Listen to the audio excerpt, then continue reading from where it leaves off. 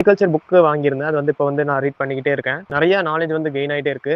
எனக்கு நம்ம வந்து நெறைய மீட்டிங் ஹால்ஸு, இங்க எக்ஸிபிஷனுக்கெல்லாம் போவோம். அங்க போகும்போது கண்டிப்பா நம்ம மெயின் வந்து ஏதாவது ஒரு 2, 3 பொருள் வந்து அது எதுக்குன்னே தெரியாது. அந்த மாரி ஒரு பொருளெல்லாம் வாங்கிட்டு வந்துருவோம். ஆ அது இந்த மீட்டிங் ஹால் எக்ஸிபிஷன் எதுக்கு வைக்கிறாங்க?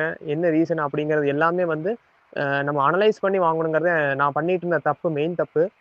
அது வந்து எனக்கு வந்து இப்போ வந்து கிளியராவே ரியலைஸ் ஆயிடுச்சு.